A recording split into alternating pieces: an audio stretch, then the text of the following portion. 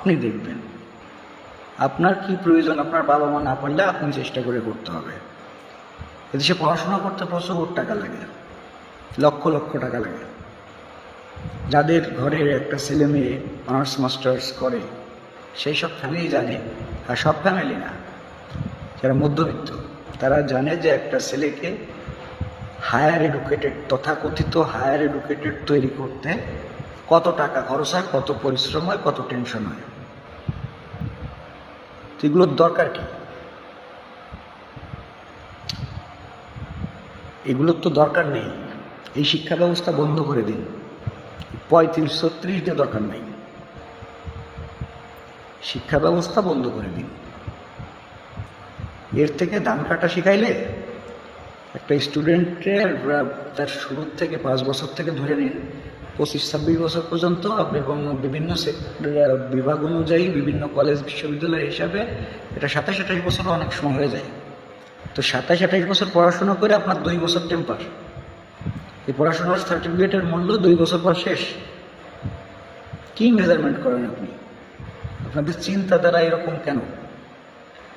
আপনারা সুদূর প্রসারী কোনো পরিকল্পনা নিতে পারেন না যেটা দেশের জনগণের উপকার হয়?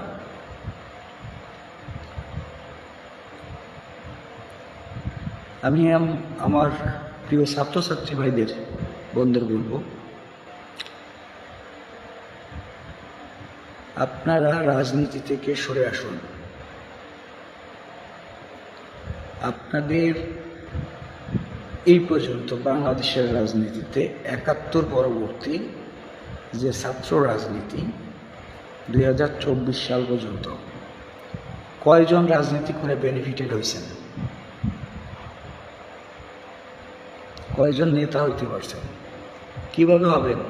35-36-এর মধ্যে কোনো কোটা নাই। মুরব্বীরা এমনভাবে বসছে, কথা না বলতে পারলেই সেই বস। আর যুব সমাজ ওরা কি বোঝে? ওরা তো ফেসবুক ছাড়া কিছু বোঝে না। তো এই হচ্ছে আমাদের দেশের মানুষের মন মানসিকতা। তাই পড়াশুনো আর চাকরির পিছনে ডক্টর ইউনূস সাহেবের মতো আমি বলি যে ওই চাকরি কেন করব?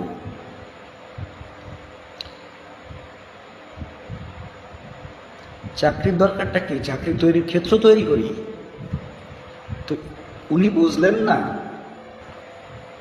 সুদের ব্যবসা একটা সফল ব্যবসা। এই ব্যবসার লাভ হচ্ছে কয়েকশো গুণ। ডিম পাড়া হাঁস সোনার ডিম পাড়ে, নন স্টপ সার্ভিস দেয়। ওই ব্যবসা তো আমরা সবাই করি না, ওটা তো আমাদের ধর্মের ঝামেলা আছে, ওটা তো পাপ। তারপরেই আপনাকে মতো পণ্ডিতদের জন্য আমরাও বিভিন্ন গ্যাড়াকলে করি, এই নীতির মধ্যে কিছুটা হলেও যাইতে হয়। ব্যাংক, বিমা, বিভিন্ন বা আদার্স যে প্রতিষ্ঠানগুলো আছে এর দ্বারে কাছে যাইতে গেলে অবশ্যই আমাদের এই সমস্যাগুলো ফেস করতে হয়। তো আপনারা ওইটা করতেছেন, ওইটা করে নোবেল পাইছেন, আরও বেশি পান, আরও দুর্গম গতিতে সারা বিশ্বে ছড়াই দেন।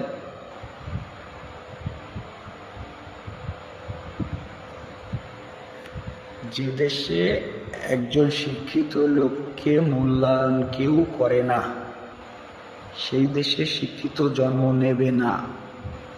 একটা সময় এই দেশে শিক্ষিত বলে কিছু থাকবে না, সবাই আবার ওই সেই টিপসইতে চলে যেতে হবে।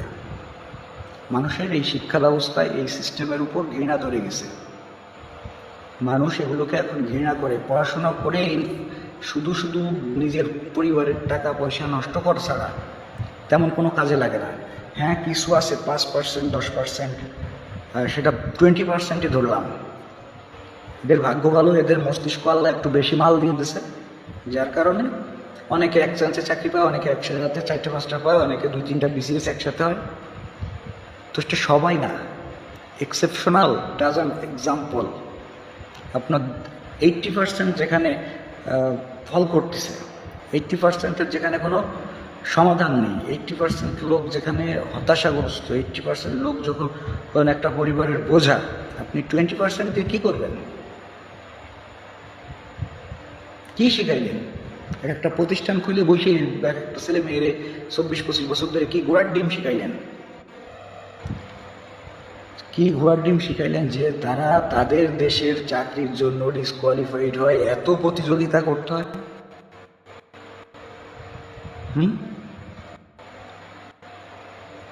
এত প্রতিযোগিতা কেন পড়াশোনা করে চাকরির জন্য করতে হবে? পড়াশোনা করে একটা ছেলে মেয়ে যখন পাশ করে আসে তখন তো অবশ্যই সে কোয়ালিফাইড। আপনার ওই 1.5 মিনিটের পরীক্ষার মধ্যে আপনি সব কিছু শেষ করে দিচ্ছেন।